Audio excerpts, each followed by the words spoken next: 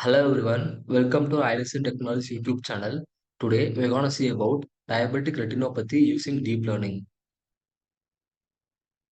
Diabetic is a chronic condition where the body cannot effectively manage blood sugar, that is glucose, blood sugar level due to insufficient insulin production or the body's inability to use insulin properly.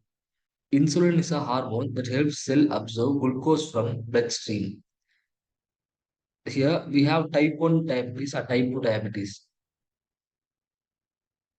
Here you can see that our type 1 diabetes typically diagnosed in children and teenagers. It occurs when the immune system mistakenly attacks the insulin producing cell in the pancreas, leading to little or no insulin production. And type 2 is more common in adult. This type arises when the body becomes resistant to insulin, eventually leading to the pancreas producing insufficient insulin. It is often linked to lifestyle factors like obesity, diet, and physical inactivity, along with genetic predisposition. And then, and third is gestational diabetes. That is nothing but occurs during pregnancy due to hormonal changes that make the body less sensitive to insulin. It can lead to high blood sugar levels in expectant mothers, increasing the risk of complications for both mother and child. First of all, diabetic retinopathy is a complication of diabetes that affects the eyes, especially the retina. The retina is a part of eye that senses light and sends visual signals to the brain. In DR, that is diabetic retinopathy, high blood sugar levels damage the small blood vessels in the retina, leading to swelling and leaking of blood vessels, blockage of blood flow, and causing tissue damage and potential vision loss. In some other cases also, the formation of abnormal new blood vessels can lead to more severe vision problems. Now I'll show you the stage of retinopathy. Retinopathy is a complication of diabetes that affects eye, specifically the retina. The retina is a part of eye that sends light and sends visual signals to the brain. The stages of diabetic retinopathy is non non-proliferative diabetic retinopathy. This is the early stage of DR where the blood vessels in the retina become damaged and start leak to fluids or tiny amount of blood into retina. Symptoms, although early stage may not cause noticeable symptoms as it worsen. The retina may begin to swell, leading to blurred vision. This stage can range from mild to severe as more blood vessels become blocked. And the second stage is proliferative diabetic retinopathy. This is more advanced stage of DR. In PDR, the retina begins to grow new, fragile blood vessels, which can leak blood into eyes bacterios, that is the gel-like substance inside the eye, causing the vision problem. Complications are it causes dark spot in the vision, it causes a dark spot in the vision and it causes retinal detachment. The scar tissue formed by abnormal blood vessels can cause the retina to pull away from back the eye, potentially leading to blindness. The risk factors are the risk factors are more high in the diabetic retinopathy. I'll show you the risk factors. Likely, the factors is poorly controlled blood sugar levels, high blood pressure, high cholesterol, pregnancy, and the smoking or tobacco use as one of the high causes of the retinopathy.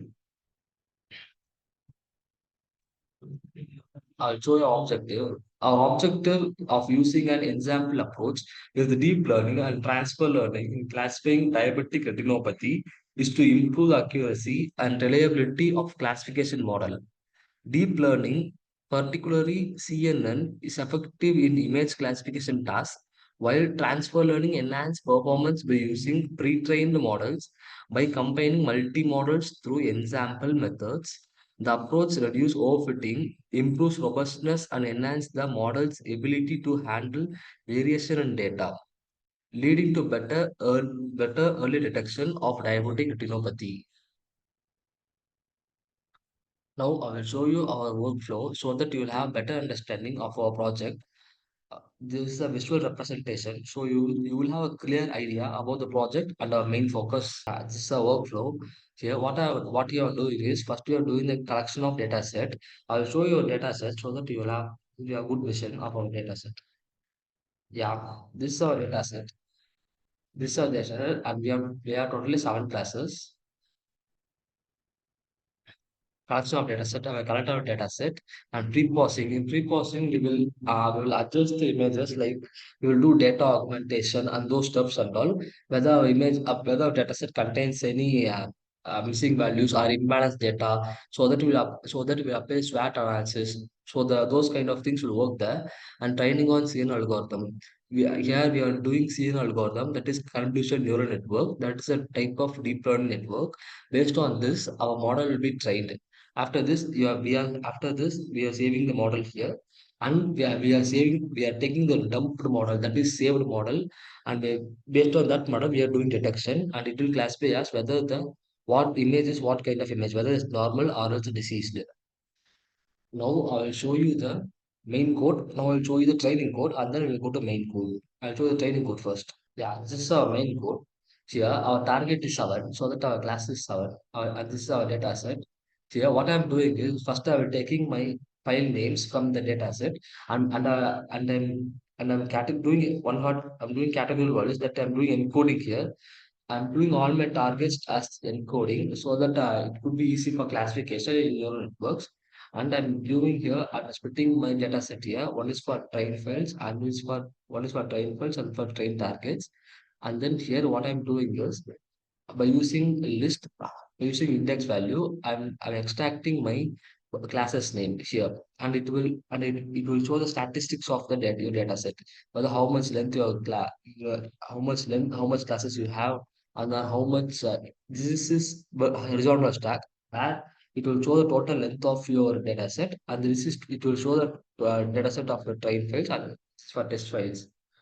Here what I'm doing is, here I'm changing it to from 3D dimension to 4D dimension. Here I'm doing dimension expanding my dimension here.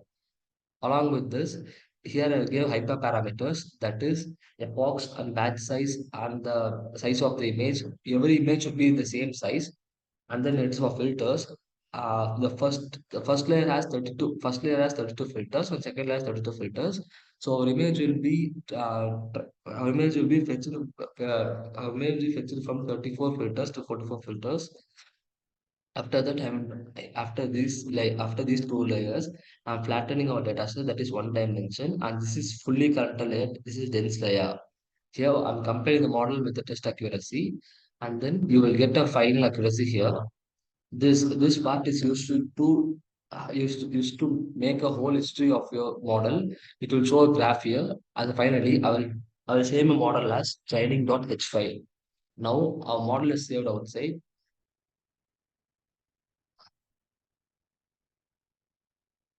Yeah, this is a model. Now I'm taking this model to the main code. This is our main code. Here I have imported the model here by using load model. It's from SQL and dataset. I import load files, and by using that I'm importing a model. This is the first GUI. This is the general GUI where we have buttons like load image, processing, segmentation, prediction. Based on this, it will work on GUI. I'll run this so that you have a good idea about the GUI. Yeah, this is also by diabetic retinopathy detection using deep learning. First, I'm loading one of the images. I'll load any image. In our data set, I'm loading, yeah, VKH disease. This is a type of retinal disease. Enter. I'm pre-processing it. Yeah, after loading our image, I'm pre-processing this. I'm using segmentation here. Here it will segment those stuffs and all. And then I'm using predict button to predict what class is this. Here you can see it's kind of abnormal image, so that it's predicted as a diseased image. Now I'll upload some other image so that you have a good idea. Yeah, now I'm doing this image pre-processing and segmentation and then predict. Yeah, the predicted image is normal. Yeah, this is how it works. Yeah. Thank you for watching our video. For more Python videos, you can follow our YouTube channel. Don't forget to like, share, and subscribe. Thank you.